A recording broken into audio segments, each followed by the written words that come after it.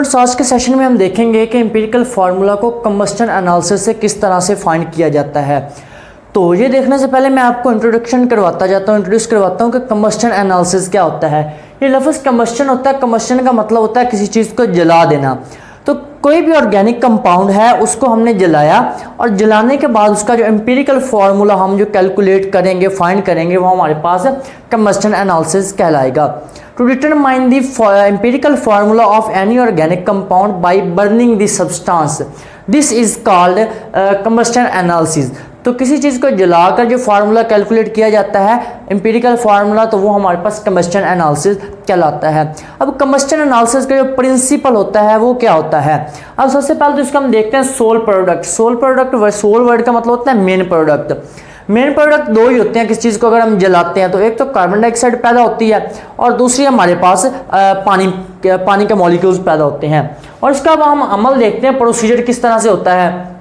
तो सबसे पहले जिस चीज़ का हमने एम्पिरिकल फार्मूला लेना है उसको हमने एक फर्नेस के अंदर भर लेना है, उसको फर्नेस के अंदर रख लेना है। फर्नेस कहते हैं भट्ठी को, अंदर भट्ठी को। तो हमने कोई भी यहाँ पे ऑर्गेनिक कंपाउंड लिया और ऑर्गेनिक कंपाउंड को यहाँ से इसके अंदर एंटर करवाया इस चैम्बर के अंदर, और यहाँ पे मैंने आग के जरिए से उसको जला लिया।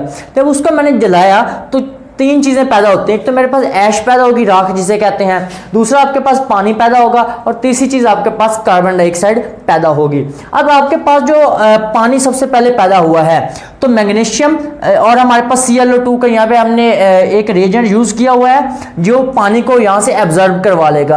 अब पानी को यहाँ से इस चैम्बर में जो पानी और कार्बन डाइऑक्साइड आई थी हमारे पास, वहाँ से पानी यहाँ से एब्जॉर्ब करवा लिया गया। अब बाकी हमारे पास बची कार्बन डाइऑक्साइड और ऐश और बाकी जो रिमेनिंग जो भी चीज़ उसमें होगी कंपाउंड में। तो कार्बन डाइऑक्साइड जो है उसको सेकंड चैम्बर से एब्जॉर्ब करवा लिया जाता है। अब बाकी आपके पास जो भी चीज़ बचती है, चाहे वो आपके पास थोड़ी सी राख होगी या आपके पास जो रिमेनिंग मिक्सचर होगा कंपाउंड का, वो इसमें लास्ट चैम्बर में आ जाता है। तो ये इसका शॉर्ट सा प्रोसीजर है सारे का सारा टोटल जो हमारे पास है। तो हमें पता है किसी भी ऑर्गेनिक कंपाउंड में जो दो चीज़ें लाजमी तौर पे होती है, कार्बन होती है और दूसरी हमारे पास हाइड्रोजन होती है, और थर्ड वन जो होती है ऑक्सीजन बाज़ात होती है। अब कैलकुलेशन हम देखते हैं कि इन चीज़ों को हम कैलकुलेट कैसे करते हैं। ये टॉपिक आज का जो है कल वाले टॉपिक के साथ रिलेटेड है, क्योंकि कल वाले टॉपिक में हमने देखा था कि एम्पिरिकल फार्मूला क्या होता है और एम्पिरिकल फार्मूले को कैलकुलेट किस तरह से किया जा सकता है। तो एम्पिरिकल फार्मूले को कैलकुलेट करने का पहला स्टेप हमने पढ़ा था, वहाँ पे परसेंटेज कंपोजिशन होता है कि किस तरह किसी भी चीज का हमने सबसे पहले परसेंटेज फाइंड करनी होती है। इसी तरह कैलकुलेशन में हमने सबसे पहले कार्बन की हम परसेंटेज देखेंगे, mass of carbon dioxide over mass of organic compound. तो इसका मैंने आपको बताया था 12 जो मास यहाँ पे बनता है कार्बन का बनता है और जो 44 बनता है कार्बन डाइऑक्साइड का बनता है। मल्टीप्लाई बाय आप 100 करेंगे तो आपके पास कार्बन की परसेंटेज आ जाएगी। इसी तरह आपके पास ऑक्सीजन की, हाइड्रोजन की अगर आपने परसेंटेज फाइंड करनी है तो आपने मास ऑफ पानी वाटर का जो मास है, मास ऑफ ऑर्गेनिक कंपाउंड आपने लेना है 2.016। अब 2.016 क्या है, अगर हमारे पास एक हाइड्रोजन एटम होता तो उसका हमने कल मास देखा था कि 1.008 होता है। अगर 2 से मल्टीप्लाई करें, H2 है तो इसका 2.016 बनता है, और इसको आपने डिवाइड कर दिया 18 के साथ, मल्टीप्लाई बाय आप 100 करेंगे तो आपके पास हाइड्रोजन का जो कंपोजिशन है, हाइड्रोजन का जो आपके पास परसेंटेज है वो आ जाएगी।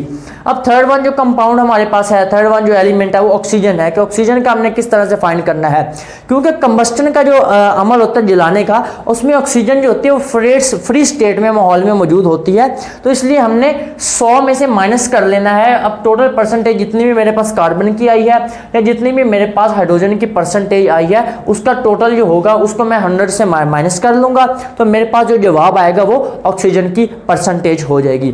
तो इस तरह हम किसी भी चीज़ का एम्पिरिकल फार्मूला हम कंबस्टन एनालिसिस के जरिए से फाइंड कर सकते हैं। इसी प्रोसेस को मैं एक दफ़ा फिर रिवाइज करवा देता हूँ, इंतहाई आसान है। किसी भी चीज़ जिसका आप एम्पिरिकल फार्मूला फाइंड करना चाहते हैं, सबसे पहले आपने उसे फर्नेस में डालना है। फर्नेस में डाल के आपने जलाना है। आपके पास जो चीज़ें पैदा हुई उसमें मेन जो सोल प्रोडक्ट होते हैं, पानी होता है और कार्बन डाइऑक्साइड होती है, साथ उसका रिमेनिंग कंपाउंड जो भी ऐश वगैरह होती है। आपने यहाँ पे MgClO2 लगाया हुआ है, साइड पे रखा हुआ एलिमेंट, कोई भी कंपाउंड है जो कि पानी को यहाँ से एब्जॉर्ब कर लेता है। आगे आपके पास रिमेनिंग बचती है जी, आपके पास ऐश वगैरह बचती है और कार्बन डाइऑक्साइड। अब यहाँ पे आपने 50%